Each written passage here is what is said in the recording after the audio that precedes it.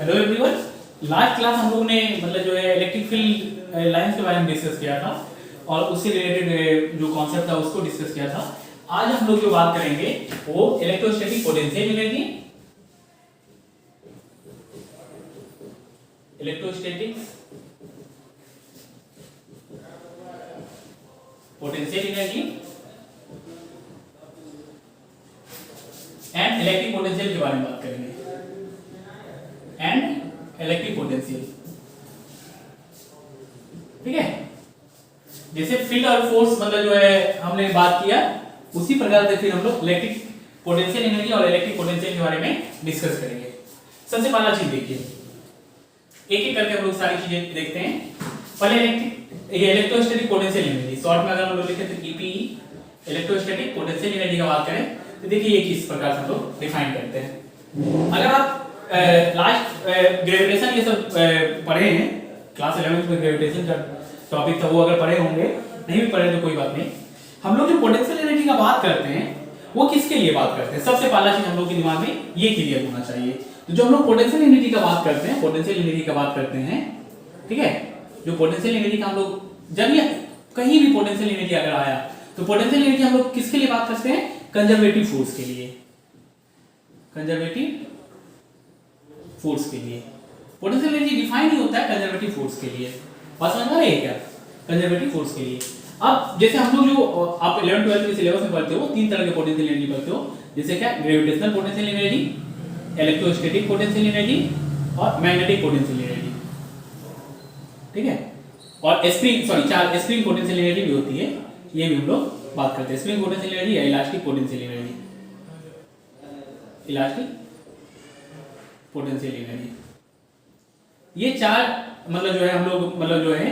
कहीं में डिस्कस करते हैं। जो पोटेंशियल एनर्जी का अगर हम लोग बात हो रहा है तो हम लोग ये चार भी कहते हैं। ये जिसमें से ये मैग्नेटिक पोटेंशियल एनर्जी नहीं कहते, हम लोग सिंपल वहां पे पोटेंशियल एनर्जी टर्म्स यूज करते हैं, ठीक है। बोलते हैं कि पोटेंशियल एनर्जी जो है क्या होगा, कैसे क्या होगा, ये चीज हम लोग देखते हैं। लेकिन ये दोनों हम लोग ये और ये तीनों आप बहुत ज्यादा आप यूज किए हो, आप मतलब जो 11th में, तो ये दोनों ग्रेविटेशनल पोटेंशियल एनर्जी और स्प्रिंग पोटेंशियल एनर्जी या इलास्टिक पोटेंशियल एनर्जी, इसके बारे में बहुत डिस्कस किए थे। तो आप वहां पे क्या पढ़े थे, आपको अगर याद होगा तो थोड़ा सा हम उस पे जा रहे हैं कि जो कंजर्वेटिव फोर्स है, जो कंजर्वेटिव फोर्स है, अगर कंजर्वेटिव फोर्स वर्क कर रहा है, कंजर्वेटिव फोर्स के द्वारा अगर वर्क हो रहा है तो वर्क जो है एज ए मतलब बोल सकते हो कि पोटेंशियल एनर्जी के फॉर्म में स्टोर हो जाएगा। अब आपके दिमाग में ये भी होगा भाई, अगर वर्क हो रहा है तो कहीं कहीं या तो कॉन्फ़िगरेशन चेंज हो रहा होगा, या हम लोग बोल सकते हैं कि कहीं कहीं जो है जो पार्टिकल्स का मतलब जो है बोल सकते हो कि मतलब जो है वो cell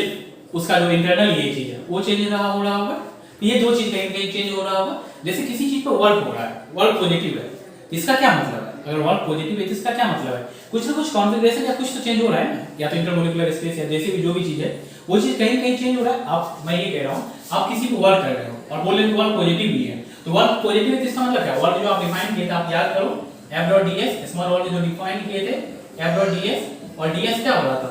displacement of point of application. और जब ये पॉइंट ऑफ एप्लीकेशन का डिस्प्लेसमेंट है तो ऑब्वियस सी बात है कि एक बात आप लोगों के दिमाग में सेट हो जाना चाहिए कि अगर वर्क हो रहा है तो कहीं कहीं पॉइंट ऑफ एप्लीकेशन जो है वो डिस्प्लेस हो रहा है। बात समझ में आ रही है क्या? तो अगर पॉइंट ऑफ एप्लीकेशन यानी पॉइंट ऑफ एप्लीकेशन मतलब है जिस पॉइंट पे फोर्स लगा है अगर वो डिस्प्लेस हो रहा है तो वैसी बात है कि कॉन्फ़िगरेशन चेंज होगा, और कॉन्फ़िगरेशन जब चेंज होगा तो हम लोग बोलते हैं कि कहीं न कहीं वहां पे पोटेंशियल एनर्जी स्टोर हो रहा है, ठीक है। कोई दिक्कत नहीं होगी, बहुत चीज आपको ये चीज समझ में आ रहा होगा, क्लियर हो रहा होगा, ठीक है। तो जो हम लोग पोटेंशियल एनर्जी का बात करते हैं, चाहे इलेक्ट्रोस्टैटिक पोटेंशियल एनर्जी बात करें या कोई भी पोटेंशियल एनर्जी जो बात करते हैं, जो इलेक्ट्रोस्टैटिक पोटेंशियल एनर्जी का हम लोग बात करते हैं, या सिंपल बोल दो पोटेंशियल एनर्जी डिफाइन होती है वो किसके लिए होती है, डिफाइन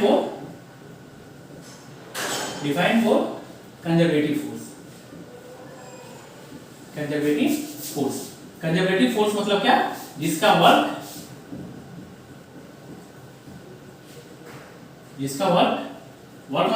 मतलब क्या, जिस फोर्स का वर्क पाथ से इंडिपेंडेंट हो, पाथ से इंडिपेंडेंट हो, ठीक है। जिस फोर्स का वर्क पाथ से इंडिपेंडेंट हो हम लोग बोलेंगे वो कंजर्वेटिव फोर्स होगा। और जो इलेक्ट्रोस्टैटिक पोटेंशियल एनर्जी है, पोटेंशियल एनर्जी जो डिफाइन होती है वो कंजर्वेटिव फोर्स के लिए होती है। और यहाँ पे जो कंजर्वेटिव फोर्स होती है वो होती क्या है, तो नाम से ही है इलेक्ट्रोस्टैटिक, तो यहाँ पे जो फोर्स होती है वो क्या होती है, इलेक्ट्रोस्टैटिक फोर्स। यहाँ पे कौन सा फोर्स होता है, इलेक्ट्रोस्टैटिक। ठीक है, तो हम लोग सिंपल ये कह सकते हैं, और आपको पता है कि इलेक्ट्रोस्टैटिक फोर्स है क्या, कंजर्वेटिव फोर्स है, जिसका वो पाथ पे डिपेंड नहीं करता, वो इनिशियल और फाइनल पोजीशन में डिपेंड करता है। तो जो इलेक्ट्रोस्टैटिक पोटेंशियल एनर्जी डिफाइन होगी, वो कैसे डिफाइन होगी, किसके लिए डिफाइन होगी, इलेक्ट्रोस्टैटिक फोर्स के लिए। और इसका डेफिनेशन क्या होगा, तो जो इलेक्ट्रोस्टैटिक पोटेंशियल एनर्जी डिफाइन होता है वो क्या, negative of work done of electrostatic force,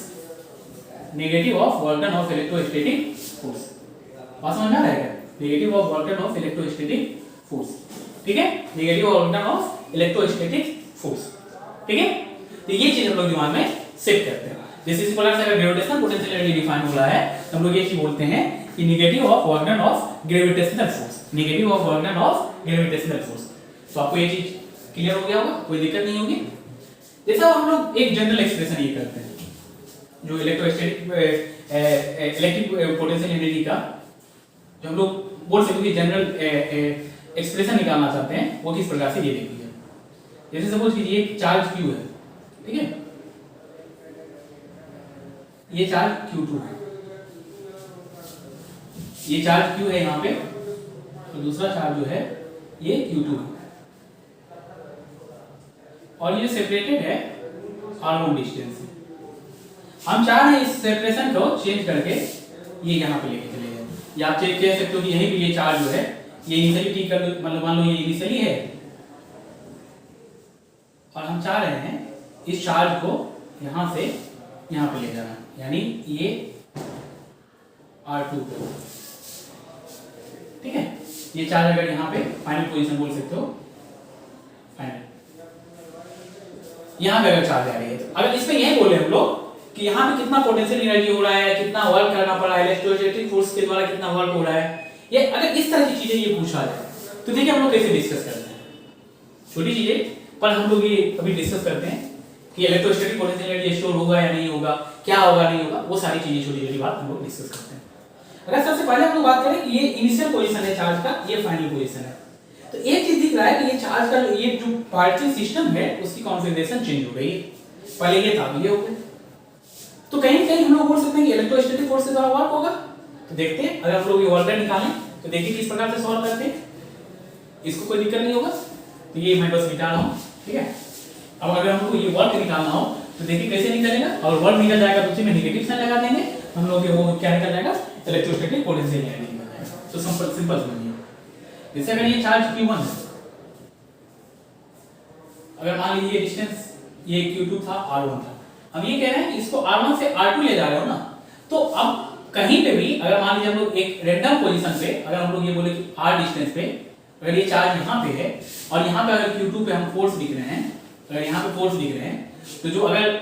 ये फोर्स जो होगा ये Q1 Q2 दोनों पॉजिटिव है, Q1 Q2 दोनों पॉजिटिव है, ठीक है। तो जो यहाँ पे फोर्स लगेगा इस पे, ये फोर्स का डायरेक्शन क्या होगा, यही, और इस फोर्स का वैल्यू क्या होगा, K Q1 Q2 upon b square separation R²। तो आपको क्या दिख रहा है, ये R क्या है, यहाँ पे जहाँ पे आप फोर्स दिख रहे हो, आपको ये दिख रहा है कि ये फोर्स जो है R का फंक्शन है, ये जो फोर्स है ये R का फंक्शन है, ये R का फंक्शन है, ठीक है। ये जब फोर्स R का फंक्शन है तो एक बात तो हम लोग कह सकते हैं, यहाँ पे एक बात तो हम लोग कह सकते हैं क्या, कि जब R का ये फंक्शन है तो कहीं न कहीं जो हम लोग पोटेंशियल एनर्जी लिख रहे हैं, कहीं न कहीं अगर हम लोग पोटेंशियल सॉरी ये वर्क लिख रहे हैं तो आप यहाँ पे फिनाइट वर्क नहीं लिखोगे, आप क्या लिखोगे, इनफाइनाइट वर्क यानी स्मॉल वर्क। तो स्मॉल वर्क के लिए हम लोग क्या करते हैं, स्मॉल वर्क के लिए क्या करते हैं, इस चार्ज को स्मॉल डिस्प्लेस करो dr, यानी चार्ज को हमने क्या किया, यहाँ से ये जो है आप बोल सकते हो कि इसको स्मॉल डिस्प्लेस किया, ये r से dr पे ले गया, हमने स्मॉल डिस्प्लेस किया चार्ज को। तो स्मॉल डिस्प्लेसमेंट के लिए आप अगर वर्क लिखते हो, ये क्या है आपका small work done by electrostatic force, small work done by electrostatic force to displacing the Q2 by dr।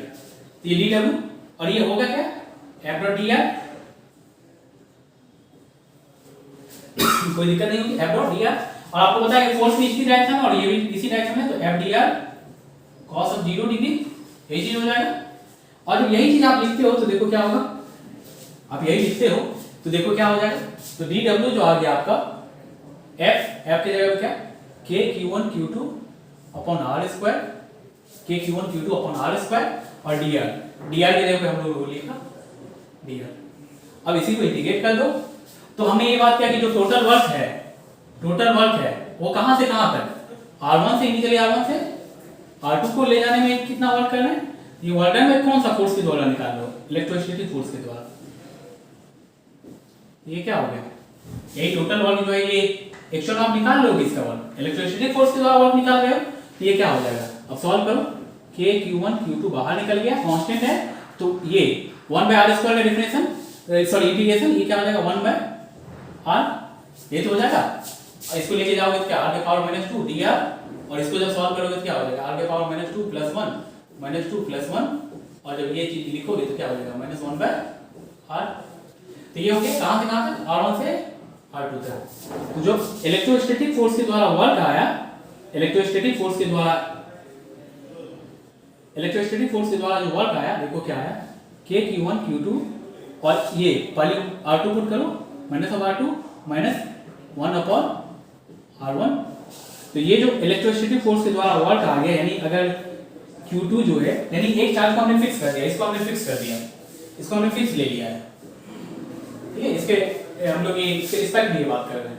एक को फिक्स कर दिया, इसको Q2 चार्ज को अगर हम लोग R1 से R2 ले जा रहे हैं तो आपको इतना वर्क करना पड़ेगा, कितना, ये देखिए, इसी को जब आप रीअरेंज करोगे तो 1/r - 1/r2, तो इतना आपको वर्क करना पड़ेगा। Q2 चार्ज को एक चार्ज हमने फिक्स कर दिया, अगर Q चार्ज को अगर मान लीजिए यहां से यहां ले जा रहे हैं, R1 से R2 सेपरेशन पे ले जा रहे हैं, तो आपको इतना वर्क करना पड़ेगा। तो इलेक्ट्रोस्टैटिक फोर्स के द्वारा वर्क जो आ गया वो आप देख सकते हो, ये वर्क आ गया। अगर यहीं पे हम लोग इलेक्ट्रोस्टैटिक पोटेंशियल एनर्जी की बात करें, अगर इलेक्ट्रोस्टैटिक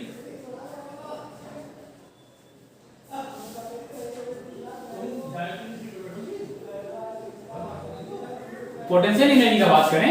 यानी EPE का बात करें, तो देखिए क्या हो जाएगा, नेगेटिव और work done of electrostatic force, sorry ये इलेक्ट्रोस्टैटिक फोर्स है, negative work done of electrostatic force, ये लिखा हुआ है, यहाँ पे हमने लिखा है इलेक्ट्रोस्टैटिक पोटेंशियल एनर्जी है EPE, ये क्या हो जाएगा, नेगेटिव और work done of electrostatic force. और ये आप जो सॉल्व किए हैं इसमें जब नेगेटिव साइन लगाएंगे तो यहाँ पे माइनस और यहाँ पे क्या हो जाएगा प्लस, तो ये जो आपका एक्सप्रेशन आ जाएगा Q1 Q2 1/r2 -1/r1, कोई दिक्कत नहीं होगी। ये आपका ये रिजल्ट है, स्टैंडर्ड रिजल्ट है, सब लोग इसको याद रखेंगे। अच्छा एक चीज और हम लोग बात करते हैं, जो पोटेंशियल एनर्जी या पोटेंशियल एनर्जी जो हम लोग ये डिफाइन किए हैं, जो पोटेंशियल एनर्जी हम लोग लिखते हैं, कभी भी हम लोग एग्जैक्ट या एब्सोल्यूट पोटेंशियल एनर्जी नहीं लिखते हैं, कभी भी हम लोग एब्सोल्यूट पोटेंशियल एनर्जी के बारे में बात नहीं करते हैं। तो ये चीज आप दिमाग में सेव कर लो, एब्सोल्यूट पोटेंशियल एनर्जी के बारे में कभी भी हम लोग बात नहीं करते हैं, इसके बारे में हम लोग बात नहीं करते हैं। हम लोग ये डिफाइन किए हैं negative order of electrostatic force है, ये जो भी हम लोग लिख रहे हैं, तो ये हम लोग चेंज इन पोटेंशियल एनर्जी का बात किए हैं, change in electrostatic potential energy जो है उसके बारे में हम लोग डिस्कस किए हैं। ये जो इलेक्ट्रोस्टैटिक पोटेंशियल एनर्जी आप लिखे हो, एक्चुअल में आप ये change in electrostatic potential energy लिखे हो, हम लोग change in electrostatic potential energy का डिस्कस किए। जैसे सपोज कीजिए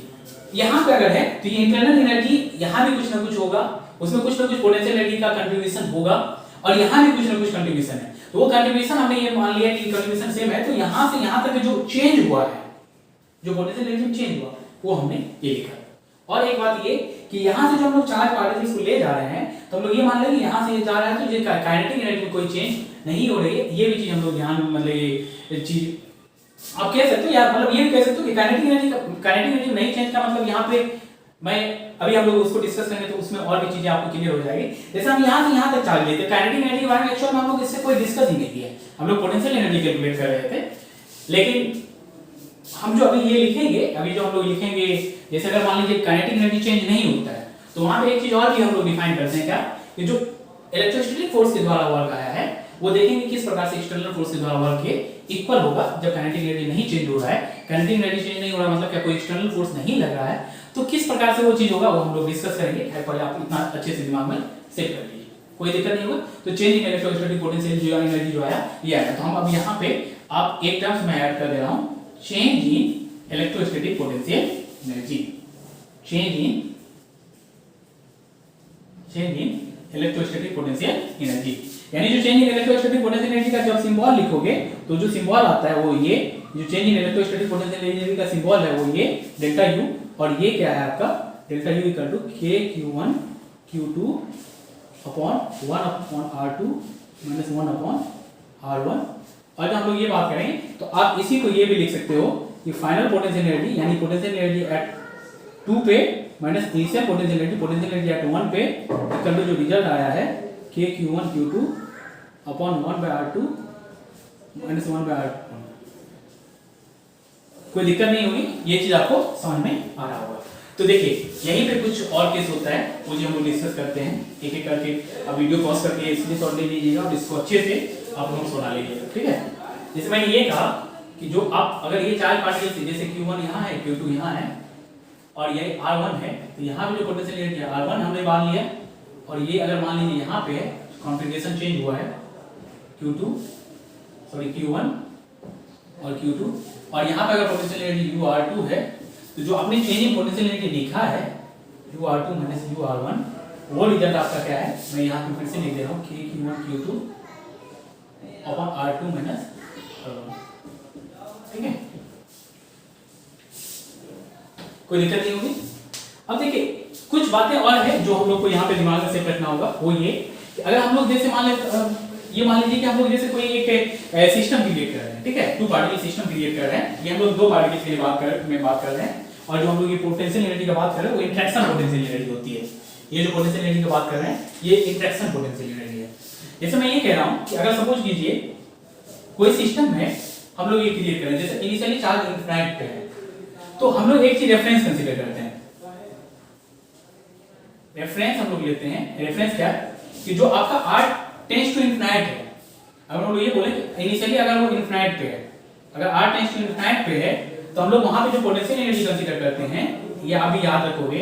ये हम लोग ये कहते हैं कि वो जीरो होगा। यानी आप बोल सकते हो कि r टेंड्स टू इनफाइनाइट पे जब इनफाइनाइट पे दो चार्ज पार्टिकल्स है तो वहां पे हम लोग पोटेंशियल एनर्जी क्या कंसीडर कर रहे हैं, जीरो कंसीडर कर रहे हैं। जब इनफाइनाइट पे चार्ज पार्टिकल्स है तो वहां पे पोटेंशियल एनर्जी क्या कंसीडर कर रहे हैं, जीरो। ये याद रखते हैं, ये दिमाग में सेट रखते हैं, ठीक है। हम लोग रेफरेंस पॉइंट बोलते हैं उसको, जो आपका r इक्वल टू इनफाइनाइट है वो हम लोग के लिए रेफरेंस पॉइंट है, वहां पे पोटेंशियल एनर्जी क्या होती है, जीरो कंसीडर करते हैं, जीरो कंसीडर करते हैं। और उसी प्रकार से आपका ये भी जैसे ग्रेविटेशनल पोटेंशियल एनर्जी लिखते हो तो वहां भी जो इनफाइनाइट पॉइंट पे वहां ग्रेविटेशनल पोटेंशियल एनर्जी क्या होती है, जीरो, ठीक है। अब जब इसका बात करोगे आप यही वैल्यू पुट करोगे इस इक्वेशन में, तो देखो क्या हो जाएगा आपका, यही जब पुट करोगे यू, अब ये रेफरेंस हमने किया और हमने ये बोला कि इनिशियली ये था और फाइनल जो है पोजीशन हम लोग ला रहे हैं इनफाइनाइट से कहां पे ला रहे हैं, एक r डिस्टेंस पे q1 q2 और ये r डिस्टेंस पे है, तो इस सिस्टम का कितना पोटेंशियल एनर्जी होगा, तो देखिए हम लोग ये निकालते हैं तो क्या होगा, ये फाइनल पोजीशन है माइनस इनिशियल, तो इनिशियल कहां पे है r1 और ये क्या है k q1 q2 upon 1 upon क्या है r2 माइनस 1 अपॉन r1। अब इसी में वैल्यू पुट करो, तो r1 का वैल्यू क्या पुट करोगे, यहाँ पे देखो ये r1 की जगह पे क्या infinite equal to k q1 q2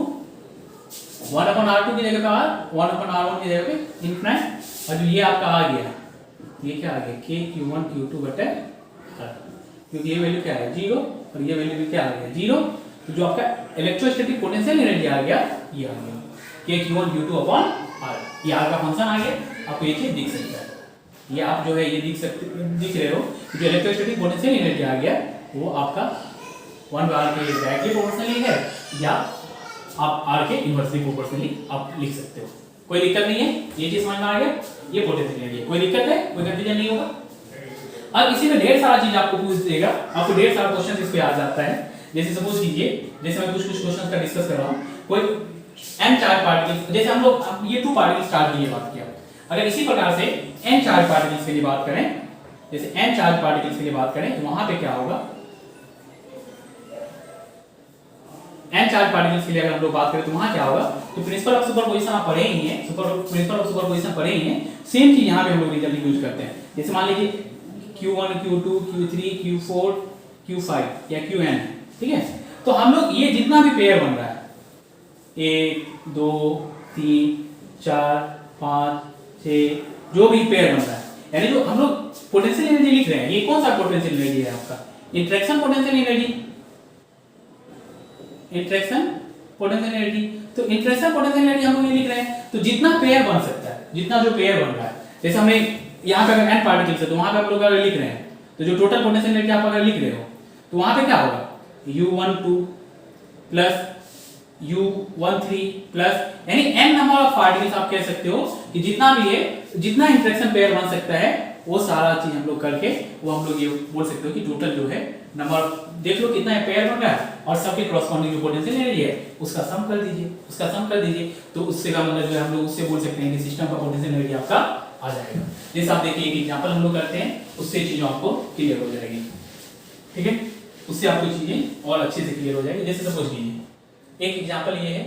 कि 3 चार्ज पार्टिकल्स है, ठीक है, वो इक्विलैटरल ट्रायंगल पे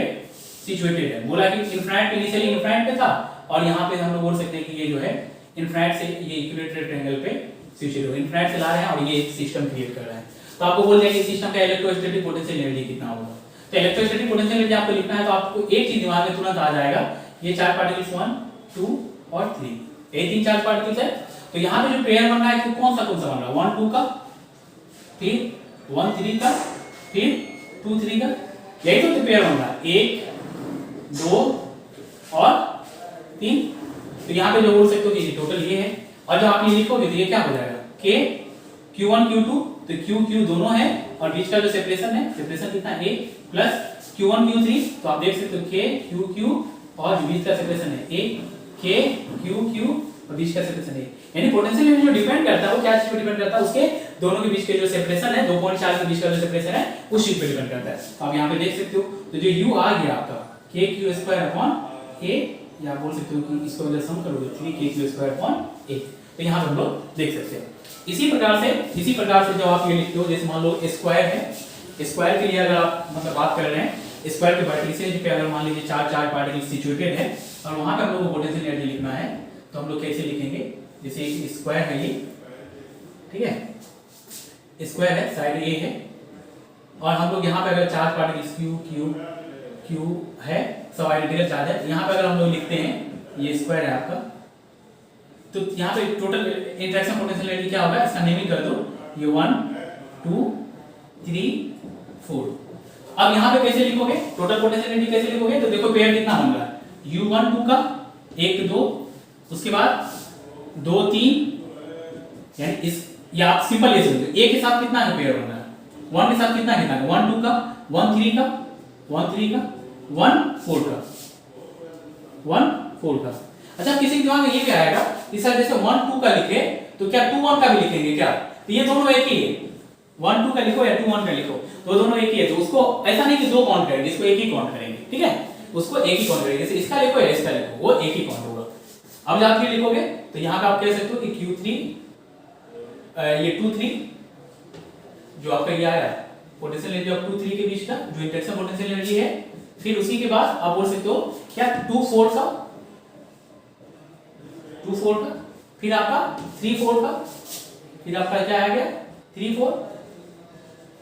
फिर आपका आ गया 3 4, तो टोटल कितना हो गया 6। अब देखो और बन सकता है क्या, यानी आप पहले सबसे पहले देखो वैसे लॉजिकली सोचो कि 4 एज की तरफ हो गया और 2 डायगोनल की तरफ हो गया, तो टोटल कितना पेयर, 6 पेयर होना चाहिए, टोटल 6 पेयर है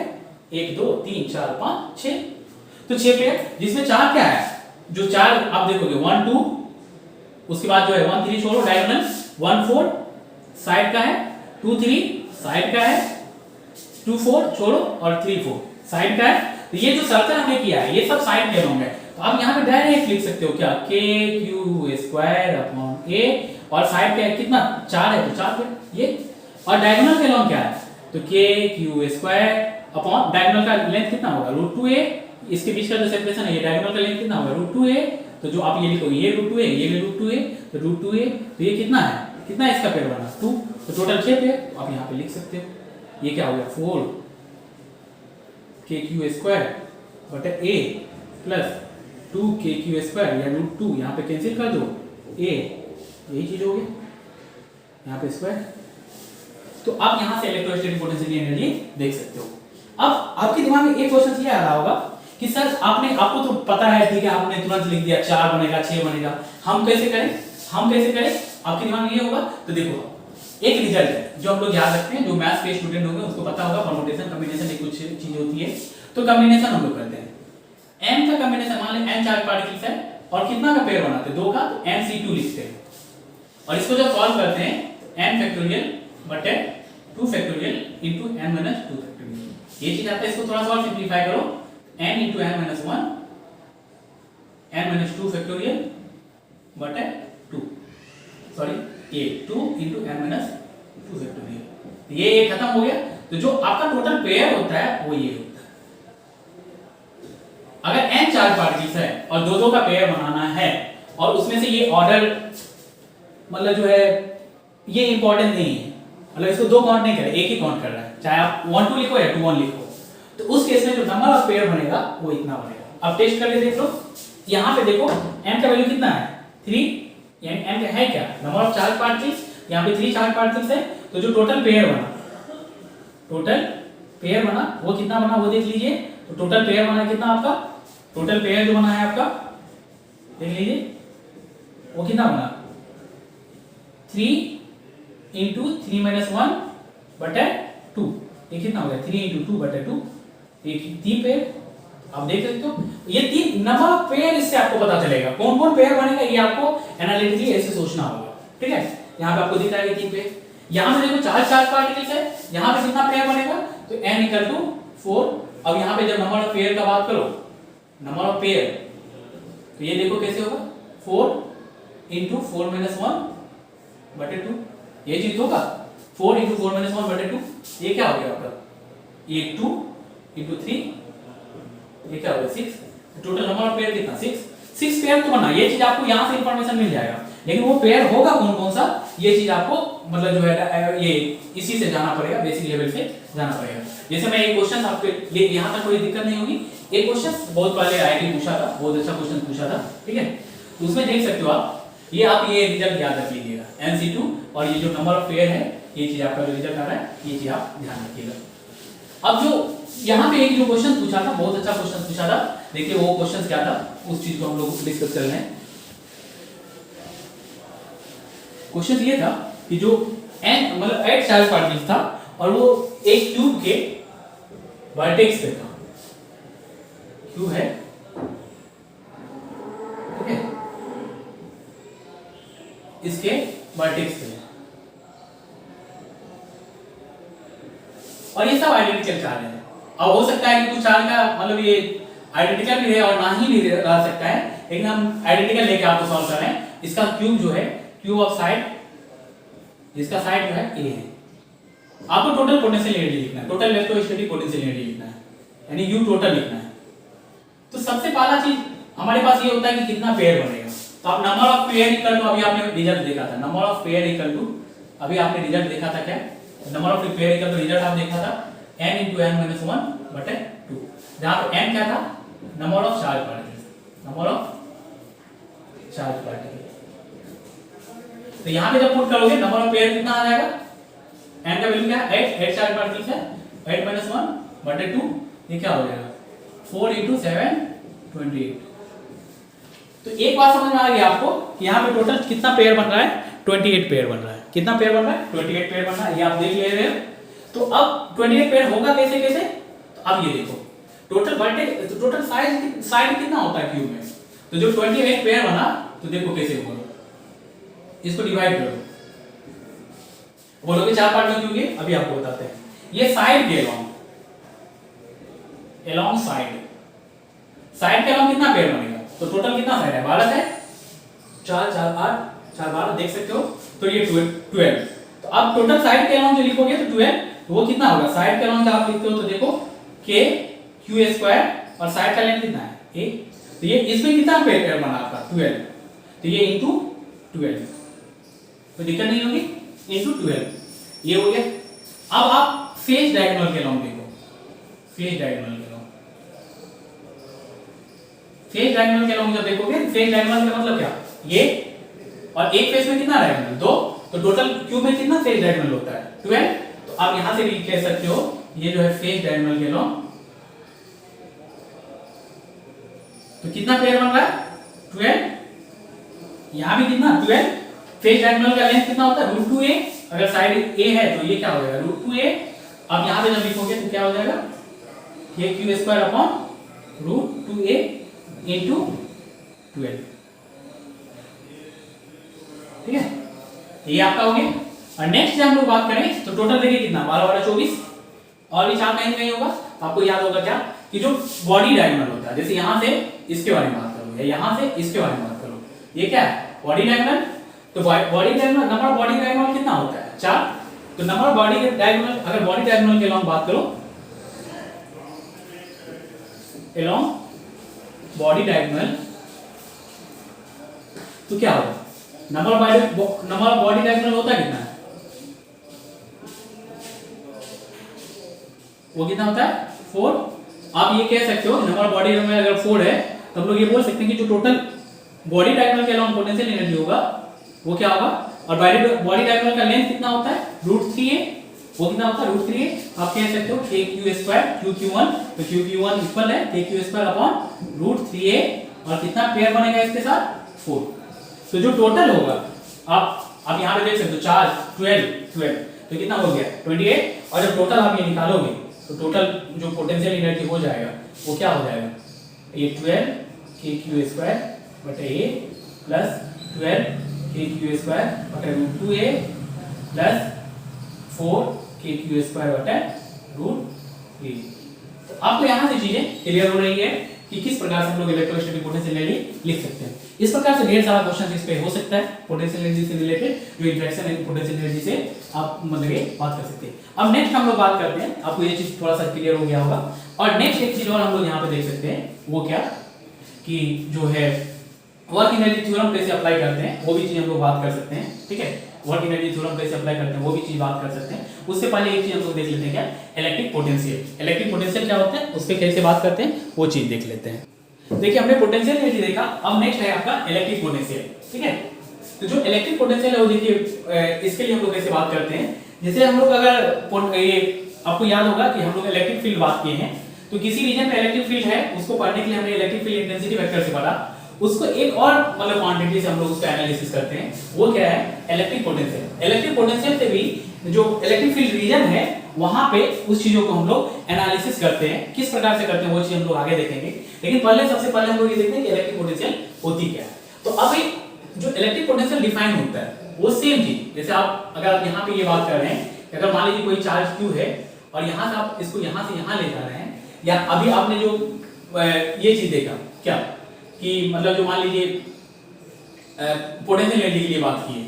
ये UA है, यहाँ पे मान लीजिए कोई चार्ज पार्टिकल से UA है और यहाँ पे इससे हम लोग यहाँ पे UB ले जा रहे हैं, इसी चार्ज पार्टिकल्स को यहाँ से यहाँ पे ले जा रहे हैं। तो जो चेंज इन पोटेंशियल एनर्जी है आपका वो कितना है आपका UB माइनस UA, और ये चार्ज को अगर यहाँ से यहाँ ले जाती है कितना पोटेंशियल एनर्जी चेंज हो रहा है UB माइनस UA। तो जो पोटेंशियल यहाँ पे डिफाइन होती है, इलेक्ट्रिक पोटेंशियल एनर्जी डिफाइन होती है, वो change in potential he define करते हैं, इसी प्रकार से डिफाइन करते हैं। वो कैसे कि अगर हमको यहाँ से यूनिट पोटेंशियल एनर्जी को, यहाँ के यूनिट चार्ज को यहाँ से यहाँ तक ले जाने में जो पोटेंशियल एनर्जी चेंज होगा, यानी यूनिट पॉजिटिव चार्ज को, तो मतलब क्या delta U upon Q, delta U upon Q, यही जो होती है आपका हम लोग बोलते हैं ये क्या है चेंज इन इलेक्ट्रिक पोटेंशियल। ये क्या है चेंज इन इलेक्ट्रिक पोटेंशियल, ठीक है। आप सिंपल ये भी कह सकते हो कि इलेक्ट्रिक पोटेंशियल जो डिफाइन होती है वो change in potential energy per unit charge, change in potential energy per unit charge या पर यूनिट पॉजिटिव चार्ज, या बोल सकते हो कि simple positive charge, per unit positive charge, ठीक है। कोई दिक्कत नहीं होगा। जैसे पोटेंशियल एनर्जी अगर स्केलर क्वांटिटी है तो हम लोग ये भी बोलते हैं कि जो इलेक्ट्रिक पोटेंशियल है ये भी आपका स्केलर क्वांटिटी है, ये भी आपका स्केलर क्वांटिटी है। और अगर यूनिट का बात करते हैं तो यूनिट क्या होगा, पोटेंशियल एनर्जी का यूनिट क्या जूल, और इसका चार्ज क्या है कूलम, जूल पर कूलम, या इसी को आप लिख सकते हो क्या, अब इसको न्यूटन मीटर पर कूलम भी लिख सकते हो, जूल मतलब जो है उसका न्यूटन मीटर भी लिख सकते हैं, मीटर मीटर पर कुल लंबाई से भी आप बात कर सकते हैं। ठीक है। अब जैसे सपोज कीजिए इसको और अगर हम लोग डिफाइन करें तो इस प्रकार से हम लोग डिफाइन कर सकते हैं क्या कि अब जैसे सपोज कीजिए यहाँ पे कोई चार्ज Q या Q चार्ज है, ये सोर्स चार्ज है। यूनिट पॉजिटिव चार्ज को इनफिनिट से, मान लीजिए अगर यहाँ पे हम लोग बात करें कोई इनफिनिट से r टेंड्स टू इनफिनिट से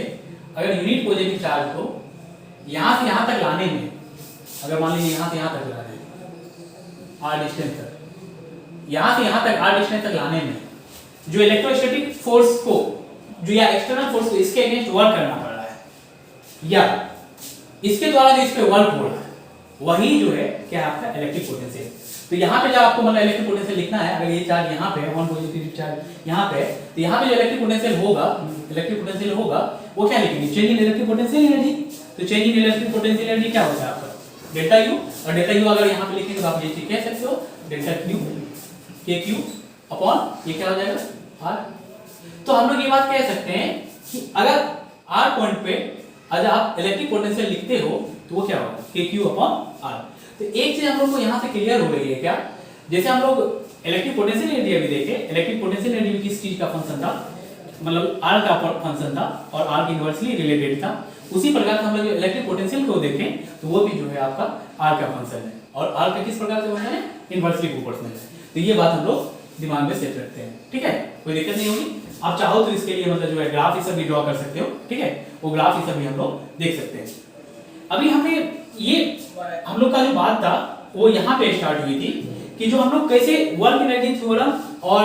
मतलब जो ये चेंज इन पोटेंशियल एनर्जी और पोटेंशियल एनर्जी को रिलेट करने की बात कर रहे थे। उसी के दौरान हमने इलेक्ट्रिक पोटेंशियल भी डिफाइन किया। इससे पहले हमने इलेक्ट्रिक पोटेंशियल एनर्जी में क्वेश्चन दिया था, भी देखा था। तो देखिए मैं हम लोग कैसे रिलेट करते हैं। जैसे सपोज कीजिए आपको दो पॉइंट के बीच में अगर हम लोग को ये चीज पता है, दो पॉइंट के बीच में अगर हम लोग को ये पता है कि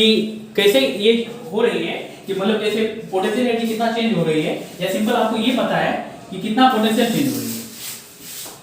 जैसे यहाँ पर मान लीजिए अगर हम लोग ये बात कर रहे हैं, हमको मान लीजिए सिस्टम को पता है कि पोटेंशियल एनर्जी जो है वो डेल्टा यू से चेंज हो रही है, ये चीज हम लोग को पता है। तो जो वर्क एनर्जी थ्योरम था, अगर वर्क एनर्जी थ्योरम अगर हम लोग बात करें, वर्क एनर्जी थ्योरम जो था वो क्या था, अगर उस पे अगर हम लोग थोड़ा सा बात करें, ये क्या था, work done by all the forces, work done by all the forces equal to क्या, चेंज इन काइनेटिक एनर्जी, यही था। और हम ये कह रहे हैं कि जो पार्टिकल्स पे हम लोग वर्क एनर्जी थ्योरम अप्लाई कर रहे हैं, जैसे हमने अभी ये बात किया, जैसे मान लीजिए कोई चार्ज यहाँ पे है, Q चार्ज है, और ये Q चार्ज जो है मान लीजिए यहाँ पे R1 सेपरेशन पे यहाँ से ये मूव कर रहा है R2 पे या जो भी हो रहा है, इस तरह का सिचुएशन बाद में वहां पे हमने ये मेंशन कर दिया कि काइनेटिक एनर्जी चेंज नहीं हो रही है, या इस प्रकार से हम पार्टिकल्स को ले जा रहे हैं तो वहां पे काइनेटिक एनर्जी चेंज नहीं हो रहा है। तो आप ये कह सकते हो कि चेंज इन काइनेटिक एनर्जी क्या हो जाएगी, जीरो। तो जब change in kinetic energy zero हो जाएगी तो आप work done by all the forces को आप क्या लिख सकते हो, work done by internal forces plus work done by external forces equal to क्या हो जाएगा, जीरो। और अगर हम लोग ये सिस्टम कंसीडर किए, जैसे मान लीजिए यहीं पे दो पार्टिकल सिस्टम है, जैसे Q1 Q2, यहीं पे कहीं पे भी कोई भी हम लोग जो सिस्टम कंसीडर किए, दो पार्टिकल सिस्टम ही है, तो यहाँ पे अगर इसको सिस्टम किया तो इंटरनल फोर्स क्या है, सिर्फ और सिर्फ क्या है, हम लोग ये बात कर रहे हैं इलेक्ट्रोस्टैटिक फोर्स। किसी के दिमाग में भी आ सकता है सर फ्रिक्शन फोर्स भी तो हो सकता है, हमने ये बात किया कि यहाँ पे कोई ये एसओ से टेबल पे रखा हुआ है, कोई फ्रिक्शन फोर्स नहीं है। तो जो आपका इंटरनल फोर्स है आप इसी को बोल सकते हो कि ये इंटरनल फोर्स की जगह पे आप क्या लिख सकते हो, इलेक्ट्रोस्टैटिक फोर्स, क्योंकि जो आपका इंटरनल फोर्स है वो क्या है, सिर्फ और सिर्फ इलेक्ट्रोस्टैटिक फोर्स है। और work done by electrostatic force plus work done by external force equal to क्या आ गया, जीरो। तो जो आप ये चीज लिखना चाहो तो work done by external force जो हो गया नेगेटिव, और वर्क डन बाय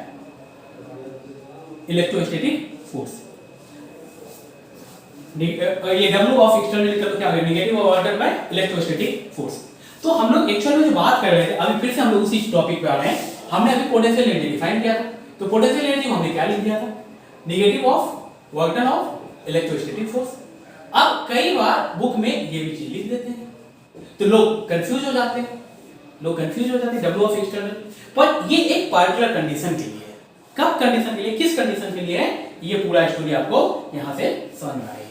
बात समझ में आएगा। तो जैसे मैंने आपको बोला कि इसको वर्क एनर्जी थ्योरम से, वर्क एनर्जी थ्योरम किस प्रकार से अप्लाई कर रहे हैं, वो उस चीज से रिलेट करते हैं, उसको हम लोग रिलेट करते हैं। तो आप ये देख सकते हो कि जो चेंज इन पोटेंशियल एनर्जी जो हम लोग डिफाइन करते हैं, negative work done of electrostatic force या work done of external force. पर work done of external force के दौरान ये बात ध्यान रखना चाहिए कि जो पार्टिकल्स है उसका काइनेटिक एनर्जी चेंज नहीं होना चाहिए। और इसी को हम लोग इलेक्ट्रिक पोटेंशियल से कैसे रिलेट करेंगे? अब जब डेल्टा यू आपको पता है तो डेल्टा यू को हम लोग ये चीज कह सकते हैं, डेल्टा यू को कह सकते हैं क्या? Q into delta we,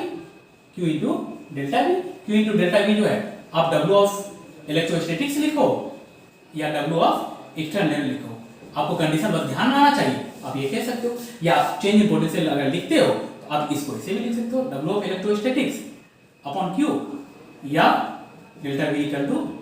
W external upon Q। ठीक है, तो ये इस प्रकार से potential change in potential energy, potential electric potential को हम लोग डिफाइन करते हैं। आज के लेक्चर में हम लोग यही चीज मतलब जो है ये फील्ड और मतलब ये सॉरी इलेक्ट्रिक पोटेंशियल एनर्जी और इलेक्ट्रिक पोटेंशियल पे था। इस चीज को आप देख सकते हो इस प्रकार से, जिस प्रकार से हमने पोटेंशियल एनर्जी पे ढेर सारा क्वेश्चंस किया, सेम उसी प्रकार से आप इलेक्ट्रिक पोटेंशियल से भी रिलेटेड क्वेश्चंस आएगा तो इस प्रकार से आप टैकल कर सकते हो। तो नेक्स्ट लेक्चर में हम लोग वो भी देखेंगे किस प्रकार से क्वेश्चन सॉल्व करते हैं, किस प्रकार से अप्रोच होना चाहिए। ठीक है, आज के लेक्चर में इतना ही। Thank you.